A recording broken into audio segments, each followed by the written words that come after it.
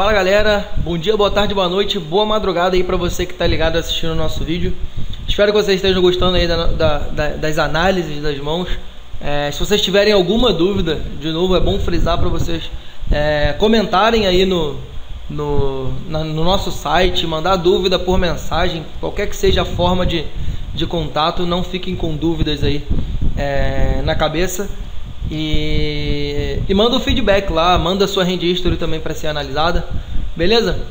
Então vamos lá para mais um vídeo aí, para mais uma parte dessa série do torneio do Maximiliano, que a gente parou aqui nesse Ás e 10. Então a próxima mão é um par de 4 do UTG. O Maximiliano abre mini raise, acho de boa. Nesse board aqui, contra dois jogadores, eu também não curto muito CBTA não. É um board que a gente vai tomar muitos calls, é um board que tem muito mais combinações aqui de mãos que os vilões aqui podem defender a nossa C-Bet do que num board mais seco. Então um board aqui que tem muitos draws, muitas possibilidades, eu prefiro dar check fold, dar give up na minha mão, desligar a mão, do que investir mais ficha aqui, do que desperdiçar mais fichas. Acho nice a forma como o Maximiliano jogou. Esse Ás e Rei, vamos ver o que aconteceu. Reis e UTG. Call do cutoff, call do botão. Aqui eu acho ruim a gente jogar um pote multi-way fora de posição com Ás e Rei, que é uma mão que tem muito valor. Então aqui eu daria raise aqui nessa situação. Eu iria de squeeze, faria aí uns 1100. E sempre que a gente tiver numa situação, na verdade para qualquer situação que a gente tiver no poker, seja um raise, seja um bet, seja um call, a gente tem que sempre ter em mente planejar a nossa mão, planejar aquilo que a gente está fazendo, e não somente pensar na situação atual. Se você está C-betando, não pensa somente nesse flop e nessa sua C-bet, pensa naquilo que você vai poder fazer no turn e no river, e naquilo que pode acontecer depois da sua C-bet. Então nesse caso aqui, se eu fizesse 1100, se eu esquisasse tudo aqui para 1100, se o UTG fosse all-in, o que eu vou fazer? Antes de clicar, de digitar o valor lá de 1100, clicar no raise, no botão para dar raise, eu já tenho que saber se eu vou dar call, se esse cara for all-in, se eu vou foldar para ele, se eu vou abraçar qualquer um, se eu vou foldar para todo mundo. Eu já tenho que ter isso em mente. Então na realidade, eu faria aqui uns 1050 mais ou menos, daria call no Rocha 31 e foldaria para os outros dois. Você acabou dando call para jogar fora de posição e saiu Donkey Bet. Eu não curto muito essa Donkey Bet, mano. Por quê? Qual que é a tendência aqui? Qual que é a ordem natural das coisas? Principalmente você que tem um valor aqui. Não é você ir de check e o agressor C-betar? Talvez nesse board aqui contra 3 ele não C-bet tantas combinações de mãos. Mas não sei, não conheço o jogo dele. A ordem natural não é essa? Você ir de check, ele C-betar, você ir de check call. A partir do momento quando você aposta, você inverte essa ordem e você acaba fazendo ele foldar mãos que você não gostaria que ele foldasse. Talvez, sei lá, um vala-vala, alguma coisa desse tipo, algum par, alguma broca, alguma coisa desse tipo vai foldar para você. E talvez os blefs que ele possa ter, sei lá, se ele tem Ás e Dama, por exemplo, e talvez ele C-betaria nesse board com King High, que conecta, que encaixa no range dele, talvez ele folda para você, e é uma mão que você não quer que folde. Então acho que você extrai mais valor nessa situação aqui. Primeiro, indo de squeeze pré-flop, dando raise pré-flop. E segundo, indo de check call nesse board. Acabou tomando um chove e deu call. Ele tinha rei dama nesse caso.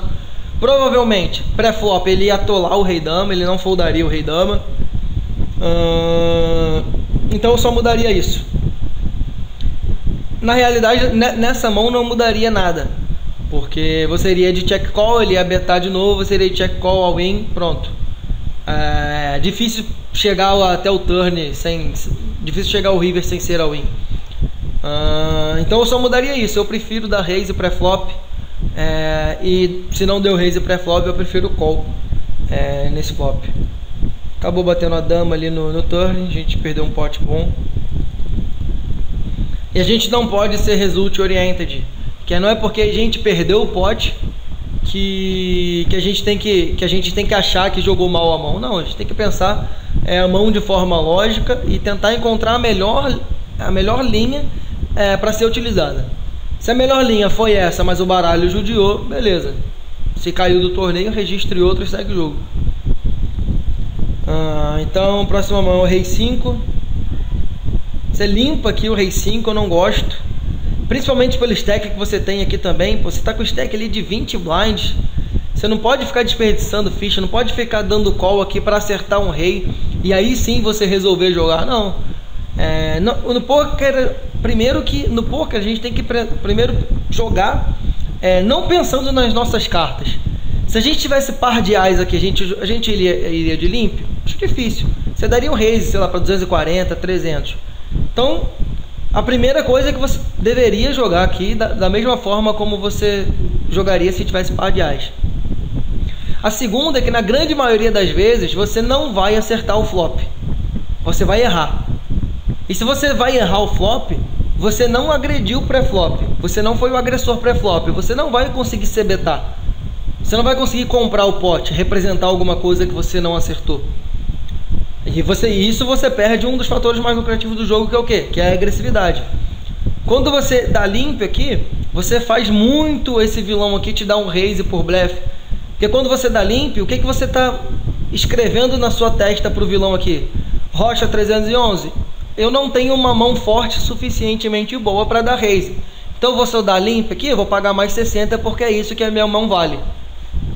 E você vai rezar para ele dar check behind aqui, porque se ele der um raise, você vai ter que foldar a tua mão. Então aqui o limp é a pior das hipóteses aqui.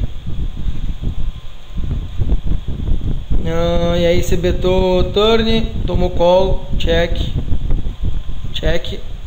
e ele te deu call de...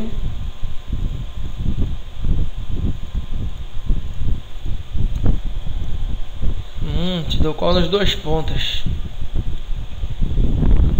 Provavelmente, se você tivesse dado um raise, um mini raise ali de rei 5 com blocker do rei em blind war, ele foldaria o 8-9 e você simplificaria muito mais a mão.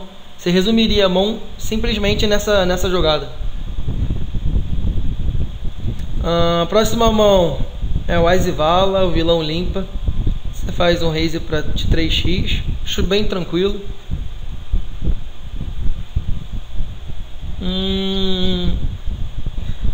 Second pair. Aqui eu não curto muito betar. Eu acho que a gente não extrai muito valor de mãos piores que a nossa. E se a gente extrair valor no flop, vai ser só no flop que a gente vai extrair valor dessas mãos piores. Vai ser difícil extrair valor nas outras streets. Então eu prefiro ir de check. Para induzir o vilão aqui, o Rocha 311 a errar, a induzir esse vilão aqui também a errar nas outras streets, para tentar talvez extrair um turn e um river de valor. E acho que eu iria de check behind aqui, eu curto bastante. Porque betando aqui a gente acaba fazendo o vilão foldar mãos piores que a nossa. A gente não quer fazer ele foldar mãos piores, a gente tem que fazer ele pagar com essas mãos piores. Só que nesse board eu acho difícil eles pagarem com muitas combinações de mãos piores. Próxima mão você abre o rei dama UTG, toma call do big blind, board do flush draw, de boa você betar. Tomou um check raise. Aqui é aquela situação, quando você beta, você já tem que saber o que fazer, caso ele te dê um click raise, um mini raise. Aqui eu acho que eu ainda dou call, acho que ainda tem valor aqui pra gente analisar o turn e o river, pra ver como o vilão vai jogar. Ele pode jogar de que forma, quais combinações de mãos e de que forma ele pode jogar. Se ele é um jogador fraco, ele pode dar check raise com o rei. Se ele é um jogador fraco, ele pode dar check raise, por exemplo, com Ás e 8 e o Ás de paus. Ele pode dar raise com 7-7, 5-5, que acaba tentando transformar em blefe, acreditando que a gente vai ser betar 100% das vezes. Ele pode dar check raise com flush draw, acho que eu já falei, com rei, com 8, com 7-7, que são os small e os middle pairs. E Talvez as trincas. Pode dar check raise também. Aí quando bate o 10 ele overbeta. Nossa, sick, mano. Praticamente colocou em all-in. Vamos pensar. Se esse vilão ele tem 8-8, se ele tem 8-8, 2-2 ou rei 8, acredito que jogando assim, cara, ele não tem como tomar call de muitas mãos piores que a dele. Principalmente se você é um jogador bom ali, um jogador razoável. Você vai foldar o seu rei dama pra ele. Então aqui eu vejo ele muito mais tentando te induzir a foldar a melhor mão, tentando te tirar do pote do que fazer você, eu acredito que ele está tentando mais te tirar do pote, tentando blefar essa situação, do que realmente a vontade dele, a intenção dele é extrair valor da mão dele. Acho que se ele está trincado ou tem uns 2 pares, rei 8, eu acho que ele faria menos aqui para extrair mais valor. Pote tem 2.000 ali, a gente tem 3.000 para trás, então ele faria aí uns 900 para o pote ficar maior no river, e no river ele chumbar. Então ele pode ter um 8, pode ter rei mais fraco, ele pode ter flush draw. E acho que a gente está na frente do range dele, sim. Acredito que eu pago esse shove dele.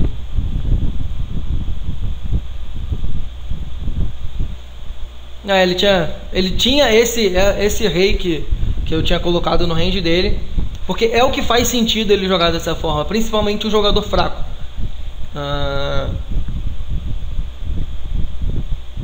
Acho que eu dou call aqui, eu jogo dessa forma. Eu tô pensando aqui se dá pra jogar de uma outra forma, mas eu acho que a forma que eu jogaria, a linha que eu seguiria aqui.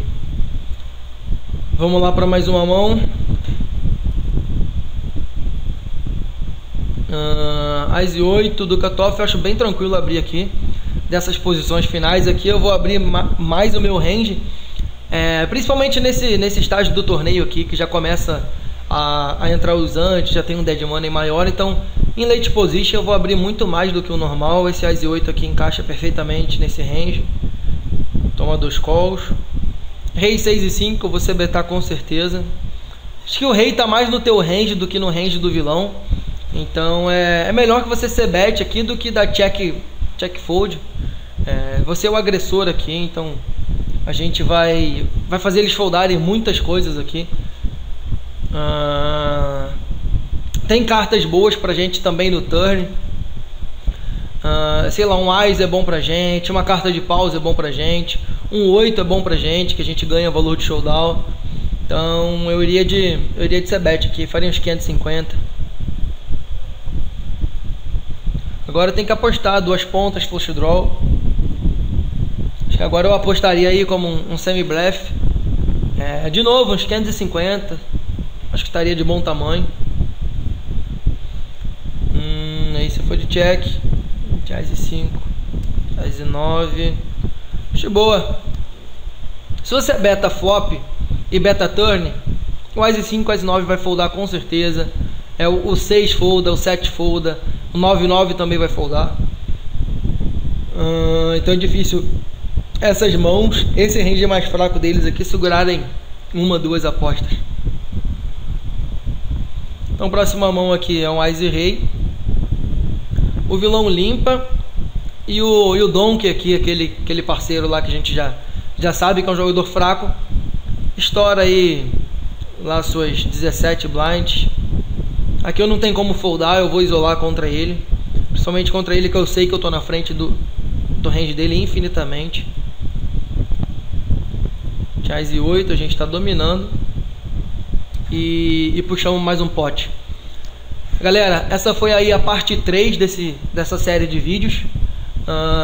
Espero que vocês estejam gostando aí. Deixem seus comentários, feedback, críticas e sugestões pra gente poder melhorar. E até a próxima. Abração, GL aí pra vocês.